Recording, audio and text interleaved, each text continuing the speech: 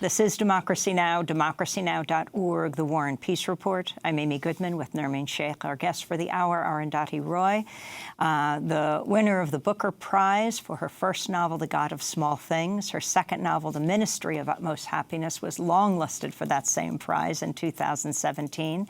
Now a collection of her nonfiction writing is coming out called My Seditious Heart. It is over 1,000 pages and will be out in June.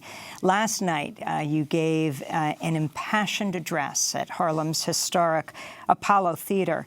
The address that you gave was called the Arthur Miller Freedom to Write Lecture, and you titled it A Place for Literature. Can you share a little of it with us? Sure. As the ice caps melt, as oceans heat up and water tables plunge, as we rip through the delicate web of interdependence that sustains life on Earth, as our formidable intelligence leads us to breach the boundaries between humans and machines, and our even more formidable hubris undermines our ability to connect the survival of our planet to our survival as a species. As we replace art with algorithms and stare into a future in which most human beings may not be needed to participate in or be remunerated for economic activity. At just such a time, we have the steady hands of white supremacists in the White House, new imperialists in China, neo-Nazis once again massing on the streets of Europe, Hindu nationalists in India, and a host of butcher princes and lesser dictators in other countries to guide us into the unknown. While many of us dreamt that another world is possible, these folks were dreaming too, and it is their dream, our nightmare, that is perilously close to being realized.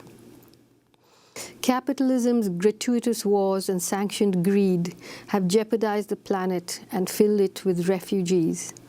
Much of the blame for this rests squarely on the shoulders of the government of the United States. 17 years after invading Afghanistan, after bombing it into the Stone Age with the sole aim of toppling the Taliban, the US government is back in talks with the very same Taliban. In the interim, it has destroyed Iraq, Libya, and Syria. Hundreds of thousands have lost their lives to war and sanctions. A whole region has descended into chaos. Ancient cities pounded into dust. Amidst the desolation and the rubble, a monstrosity called Daesh, ISIS, has been spawned. It has spread across the world, indiscriminately murdering ordinary people who had absolutely nothing to do with America's wars. Over these last few years, given the wars it has waged and the international treaties it has arbitrarily reneged on, the US government perfectly fits its own definition of a rogue state. And now resorting to the same old scare tactics, the same tired falsehoods, and the same old fake news about nuclear weapons, it's gearing up to bomb Iran. That will be the biggest mistake it has ever made. Thank you, Arundhati, for reading from your lecture last night at the Apollo. So, could you say a little bit more about, I mean, as the writer of two beautiful novels, as well as literally hundreds and hundreds of literary nonfiction, what you see as the role of literature in this context? You referred to it, in fact, in that same lecture, this context as a blitzkrieg of idiocy. And the other point you made about literature being essential, fiction being essential, to saying what cannot in any other context be said, and you cited Kashmir. Well, yes, I cited Kashmir and I cited James Baldwin, who says that, and they wouldn't believe me precisely because they knew that what I was saying was true. So basically, I think, you know, to me, the reason I wonder sometimes, you know, in this age of so much, you know, WhatsApp and video and Netflix and movies, and living in a country where so many people are, either semi-literate or illiterate, why is it that,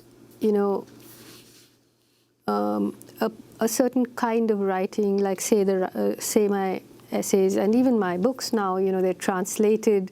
Your novels, you mean? My novels spontaneously into so many languages, into 51 languages in the case of the ministry, many Indian languages.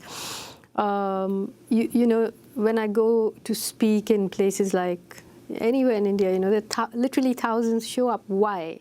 Not because I'm some superstar, but because everybody is looking to understand what is happening at this moment, when really the era that we think we know and understand is coming to an end.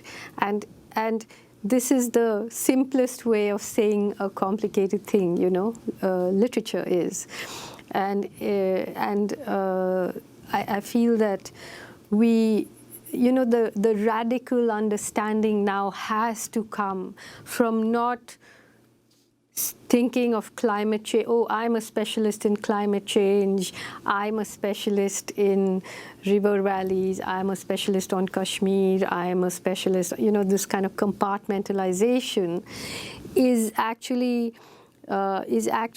reducing the real problem that we have, because now you have to understand there's a connection between caste and climate change and capitalism and nationalism and internationalism, and I think this is where literature and a way of grappling with history as a kind of supple narrative is important, Telling truths, as you quote James Baldwin, saying it is easier to often tell those truths in fiction rather than nonfiction. Which is your preferred way of writing? As we move into your next book coming out in June, 1,000 pages of your nonfiction essays. Well, as I said in my lecture yesterday, people, apart from which is my preferred way, other people have their preferred forms of my writing. But to me, they are both part of my body. They are both part of the way I think. And I would only say that, the nonfiction that I have written has always been an urgent intervention. And together, somehow, when I looked at it together, the urgency put together over 20 years creates a special kind of narrative, a special kind of history, because even the nonfiction I see when I read it, we have 5 seconds. I'm always telling stories. We're going to do part 2 and post it online at democracynow.org, and there we'll ask you about Kashmir as a nuclear flashpoint. Arundhati Roy, the great writer. I'm Amy Goodman with Nermeen Sheikh.